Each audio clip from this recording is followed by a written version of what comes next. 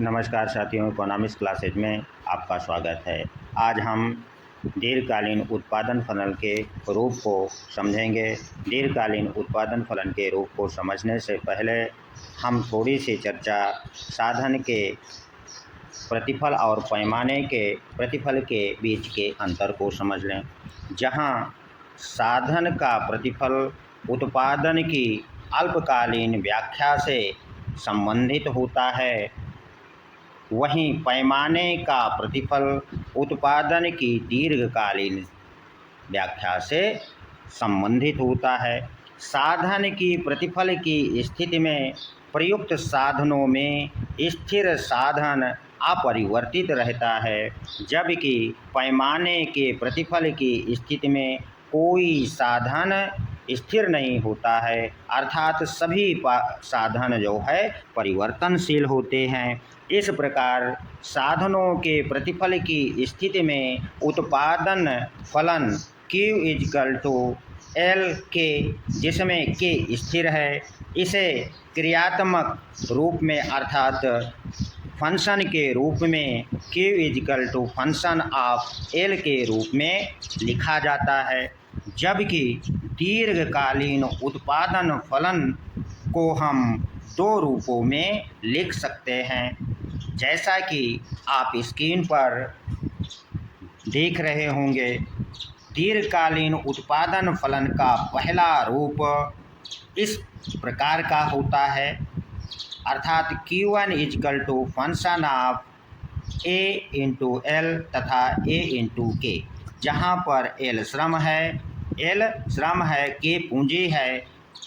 L और K दोनों साधनों में A गुणांक है, जो ये बतलाता है कि साधनों में एक समान अनुपात में वृद्धि की जाती है।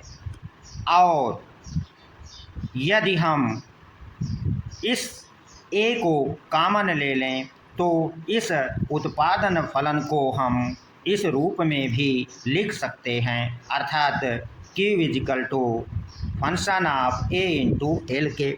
और जब दीर्घकालीन उत्पादन फलन से गुणांक को अर्थात साधनों में होने वाली वृद्धि को हम कोष्ठक से बाहर निकाल लेते हैं, तो ऐसे उत्पादन फलन को, जैसा आप यहाँ देख रहे हैं, को सहजातीय उत्पादन फलन कहा जाता है, अर्थात होमोजेनियस प्रोडक्शन फंक्शन के नाम से इसे हम जानते हैं।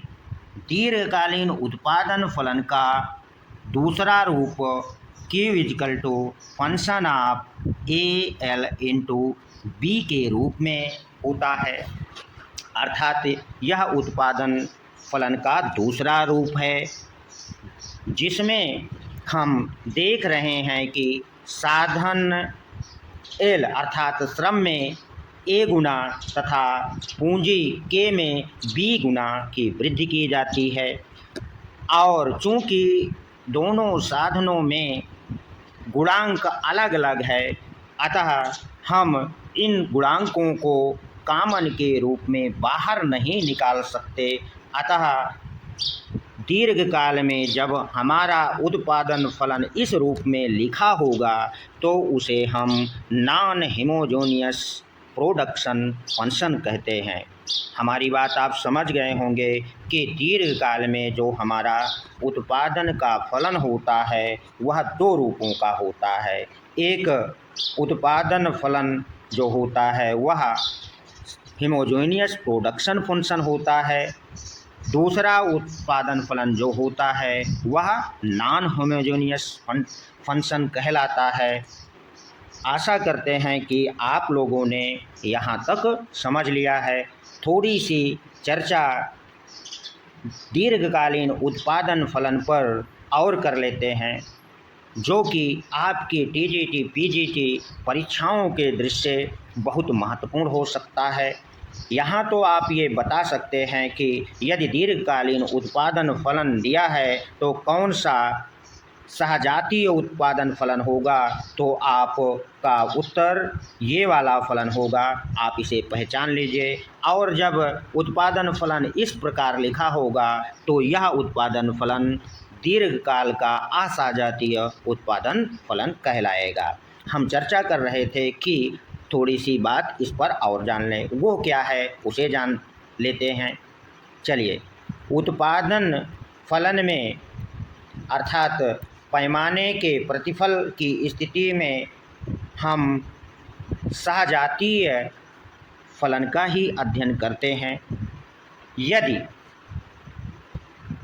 इस फलन का जो गुणांक a है और इस पर लगी हुई घात b हो अर्थात पावर b हो, तो इस घात के आधार पर हम सहजातीय फलन के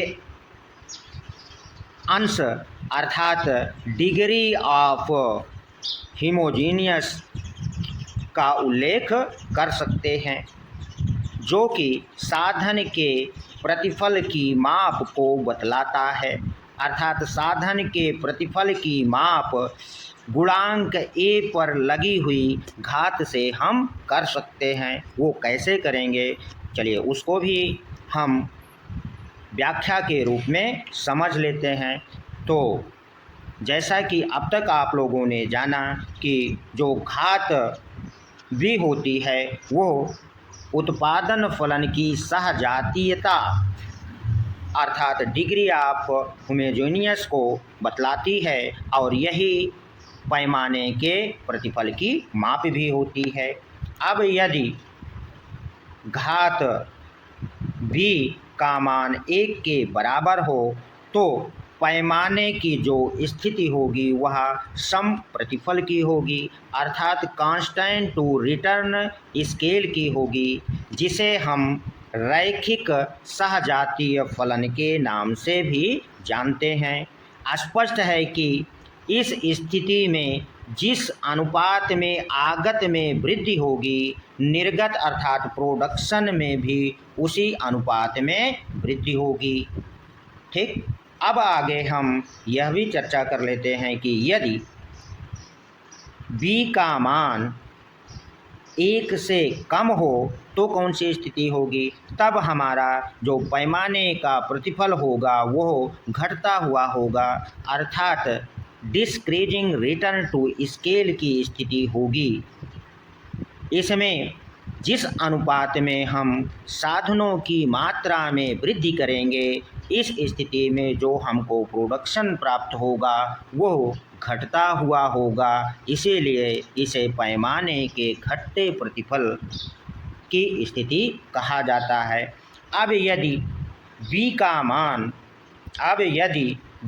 मान 1 से अधिक हो, क्या हो, 1 से अधिक हो, तो इसे बढ़ते हुए पैमाने के प्रतिफल की स्थिति अर्थात इंक्रीजिंग रिटर्न टू स्केल की स्थिति कहेंगे। क्यों कहेंगे, क्योंकि जिस अनुपात में उत्पादन के साधनों में वृद्धि होगी उससे कहीं अधिक अनुपात में प्रोडक्शन में वृद्धि देखने को मिलेगी। धन्यवाद। आशा करते हैं कि इस टॉपिक को आपने समझ लिया होगा और हमारा जो अगला वीडियो होगा वो पैमाने के प्रतिफल के कितने प्रकार होते हैं उस पर वीडियो आने वाला है। धन्यवाद। अगले वीडियो में मिलते हैं।